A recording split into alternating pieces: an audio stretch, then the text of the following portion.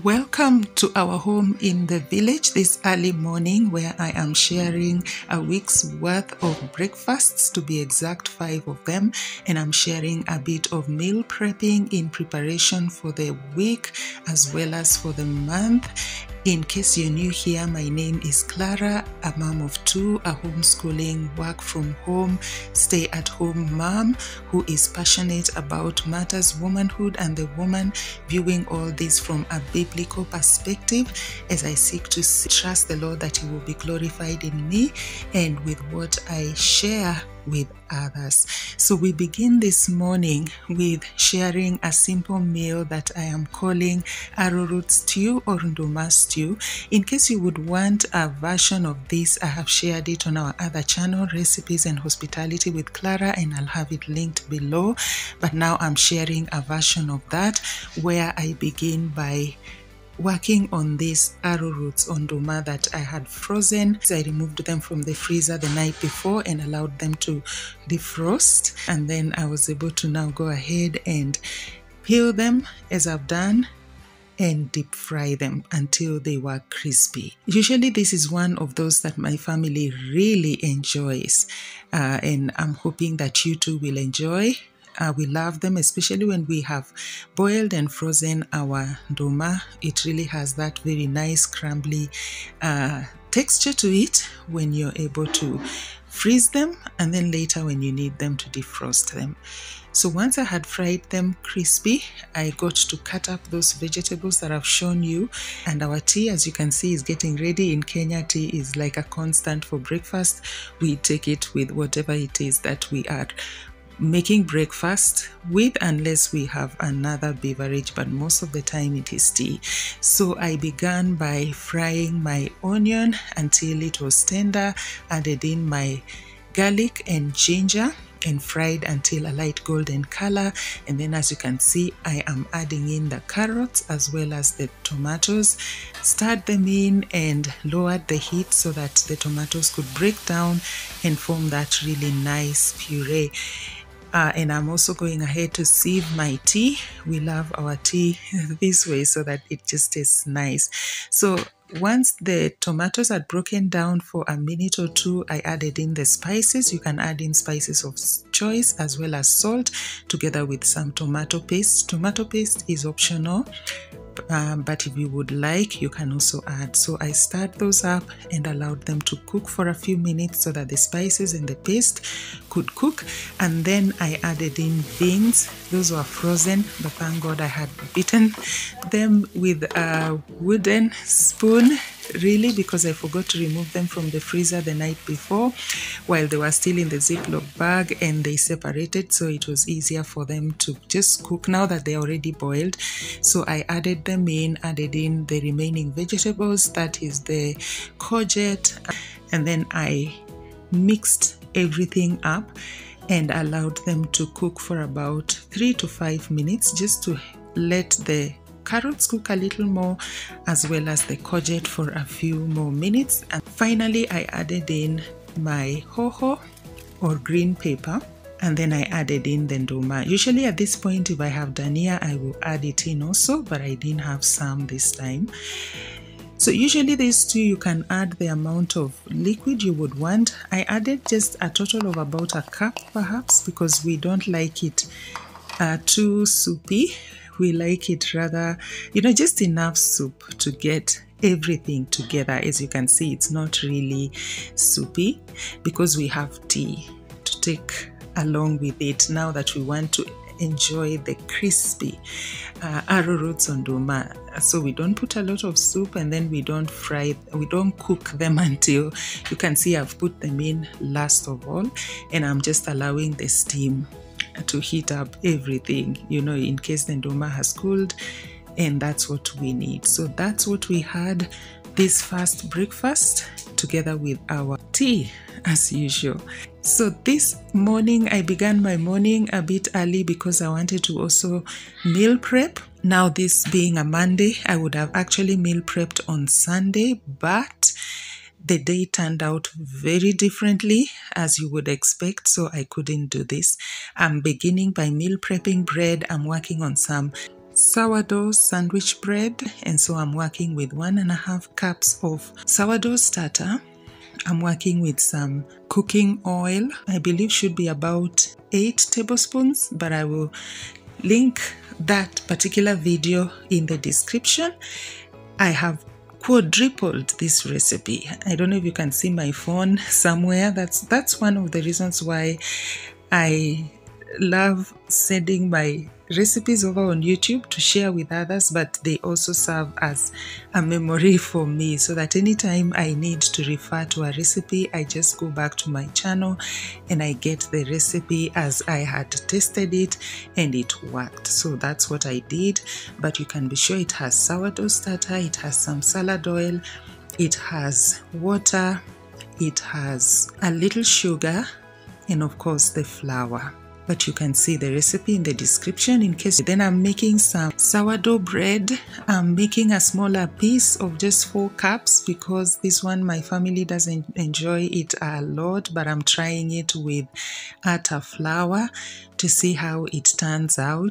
It needs a whole day ferment, and I'm also testing even a longer ferment by in the evening. I'll transfer it to the fridge and then allow it to ferment further. Then I will work on it tomorrow. So those are the 2 breads I began with. So with the sourdough, I allowed it to rest for about 30 minutes so that the ingredients could just mix together really well. For this particular one, I used 4 cups, so the ingredients are a bit different.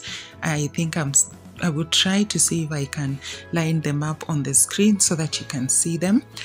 But I worked on the typical folds that you do with sourdough. You actually work on 4 to 6 folds. So after doing this, you allow it to rest for 20 minutes covered, do another fold, 20 minutes covered, do another fold, 20 minutes covered. So a total of 1.5 hours to 2 hours doing these folds. Once you've done that, now you can cover and allow it to bulk ferment, to rest for 8 to 12 hours actually. So the next morning, in the evening, I actually transferred it to the freezer, and now I got it out of the freezer, just brought it together like I have done, placed it on a baking paper that can fit in a Dutch oven or a heavy sufuria like the one I'm using, or a heavy pan. I tried to put in the patterns because this is something I am working on perfecting on the same, and then went ahead and baked it. It's been a bit tricky for me to bake with my gas cooker baking the sourdough bread, but I thought this time I still want to test until I get the hang of baking sourdough bread in the oven, the gas oven, because it can be a bit tricky. I'm using a towel really to hold the heavy pan or Dutch oven, because I had put it in the oven so that it heats up for about 20 minutes before bringing it out and adding the bread, because with sourdough you need the conditions really hot, the oven as well as the Dutch oven or the heavy pan that you're using. So I just put it on high heat, but after 30 minutes reduced the heat somewhat and allowed the bread to continue cooking on a fairly around medium heat. But the first 30 minutes it was high heat. So this is the sandwich one, sourdough. Yeah, so again, I had quadrupled the recipe. Those are 8 cups of flour. So again, allowing it to rest for about an hour, and then I will continue. Like I said, my family is still adopting slowly to some of the recipes of sourdough, and they are okay with sandwich sourdough bread, especially the children. Thankfully, my husband is okay with sourdough bread. So I like to mix. I make sourdough sandwich bread as well as the normal bread, and that's the one now I'm working on. This one I've worked on it for so many years. I just know the recipe in my mind, the bulky one, the one that I make a lot of bread. 8 cups of flour, half a cup of sugar, 2 teaspoons of salt, 3 teaspoons of yeast, about 2/3 cup oil, and then milk or liquid, about 3 cups, and then the 4th one you add sparingly because different flours will hydrate differently, so you may use 3.5 or sometimes even 3 and a little more. You just want to make sure you have a sticky dough. Now I went ahead and placed the sandwich one in the oven, having brushed it with some egg wash. After I removed this one, you can see it has worked. This is the best I have done. I'm so glad it's come out wonderfully, and I'm glad. We will allow it to cool and then we will cut into it. Then I'll tell you how it turned out. This one I used both atta and all-purpose flour. So 2 cups of atta, 2 cups of all-purpose. So that's our sandwich bread that, as I'm speaking, is ready. Yeah, so that one went into the oven after the previous one. So I'm hoping this can last us at least 3 to 4 weeks for our breakfasts or when we need them. So this is the one that I had worked on with the normal yeast.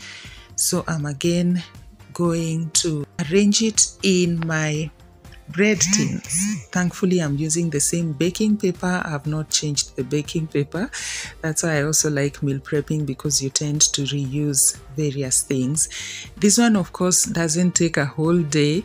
It just took me about an hour for it to do the first resting or proofing. I kneaded it a little, as you saw, and then transferred it to the bread tins. And after that, allowed it to rest for 20 minutes, brushed it with egg wash, and transferred it to the oven. Now you can see our sourdough bread turned out really well, but in the future I think I will just be using all-purpose flour. I think when I used atta or whole wheat, half of it made it really heavy, and I think I just want it light the way I know it. I usually make it with all-purpose, so I think I will still work with all-purpose, though I don't mind it. It still tasted wonderfully, but I think in future I will just go with all-purpose. But a healthy form of bread, of course, healthier than your normal bread. As you can see, the delightful air holes because of the folds, the bulk ferment. Yes, I really like this scraper. I had bought it initially for cakes, you know, when frosting cakes, but I can tell you it works wonders.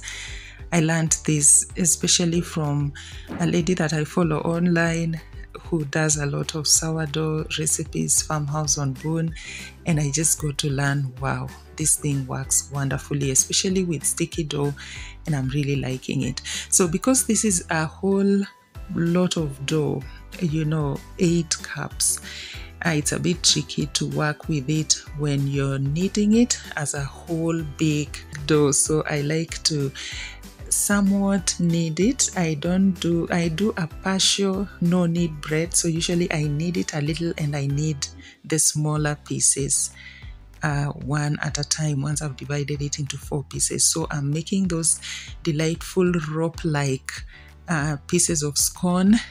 So you can see I have divided into 4 pieces, gone further, divided each piece into 4 pieces, greased 2 baking pans of 2 kilograms each, usually for a 2 kg cake, and then arranged the pieces in there, about 16 of them in total, and allowed them to rest for about 25 minutes. You can see our bread is also ready, and these ones have rested for 25 minutes. I brushed them with a little egg wash and transferred them to the oven. Meanwhile, I'm working on a recipe of mandazi. This one I'll not explain the details too much because it's the recipe I'm posting, the latest one, on our other channel, and as soon as it is there, I'm going to link it in the description in case you're interested. But here I have mixed all the dry ingredients: 4 cups of all-purpose flour, half a cup of sugar, 5 tablespoons of baking powder, and some salt, about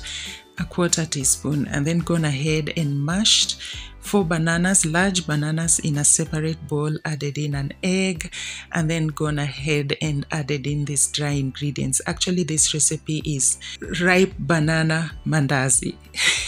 Imagine, really wonderful. The banana really in the mandazi makes them really tasty. This is one you would want to try.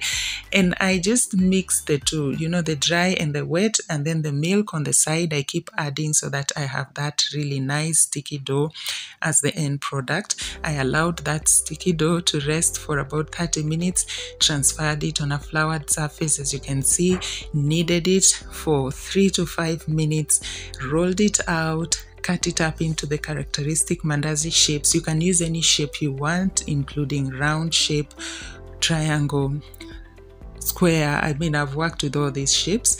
Then once I'd done that, went ahead and deep fried the mandazis, and they were ready. I just love to work on mandazis because they rescue me, like when you have guests or you just need something quick. I like to make mandazis so that they can be in the freezer. They can be very helpful. But this was the one that part of our family ate, because usually one of the days as a family we believe that it is the will of God for us to fast. So one of the days of the week we do that, just to seek God, to get to know His will.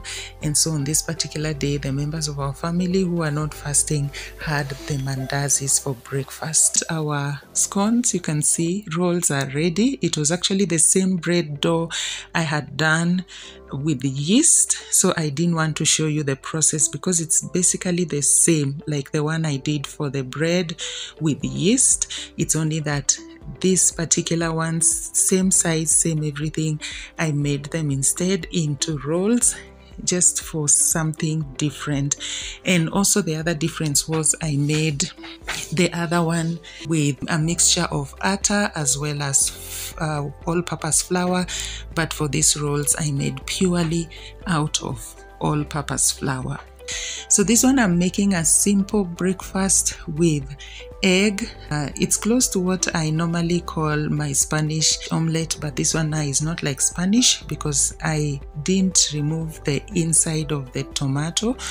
I just cut up tomatoes, onions, hoho or green pepper, dhania, mixed that in with 5 eggs, some black pepper and some salt, and just cooked it all together, not one at a time. But in case you're interested in the Spanish omelette as well, we really love that one as well. I'll link it below. It's the same recipe, but everything this time is put together. We had that one with bread. My family had their bread, sourdough sandwich bread, while I had sourdough bread because I really like sourdough bread. And my daughter made this dip of tomato with onion, tomato paste, and a few other things. I will have them on the screen because I've forgotten. And we were able to eat our breakfast as we also dipped in the bread. So in the evening, I got to pack up my breads and mandazi that I had made earlier, and you can be sure this is going to serve us for at least 3 to 4 weeks. If not, well, we will still just need to make some more. So this is breakfast on the 4th day, I believe. I'm working on some sweet potatoes or ngwashe. I'm cutting them up into small pieces after washing them thoroughly as much as I could. I'm learning not to peel my potatoes because I get tempted to do that a lot now that I learned that the outer skin is nutritious.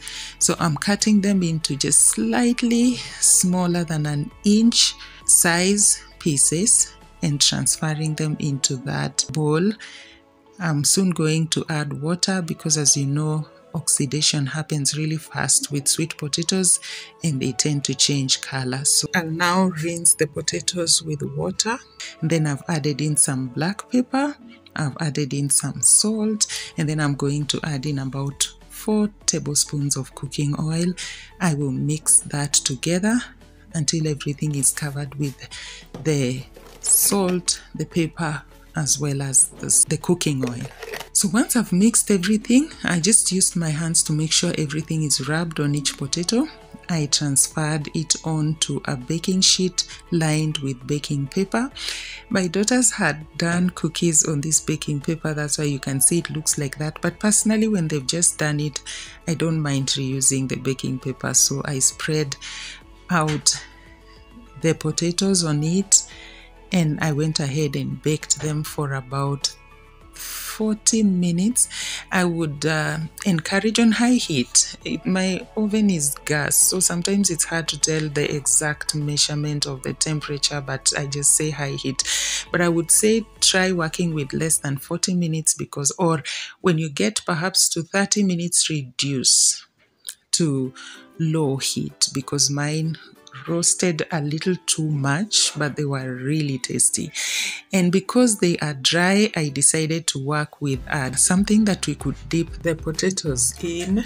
I just fried some onion, some garlic. I had run out of tomatoes, so I added in some tomato paste, allowed that to cook with carrot as well. When the carrots had cooked, I added the courgette or zucchini and allowed it to cook for a minute or two. I added in my peas. This peas actually I had boiled some time back and kept in the freezer for a day when I would need them. So I added in my peas, I added in my red pepper as well as my green pepper. I also added some coconut cream, about 2 tablespoons. And then when they had cooked and everything had come together, I thickened it with some cornstarch as well as Royco. And then we had that with our roast sweet potatoes. My family really enjoyed this. So that was our other breakfast that I trust you will also love when you try it out. So you can see our vegetable really dip or stew or whatever you'll call it turned out really nice, and we enjoyed our breakfast a lot.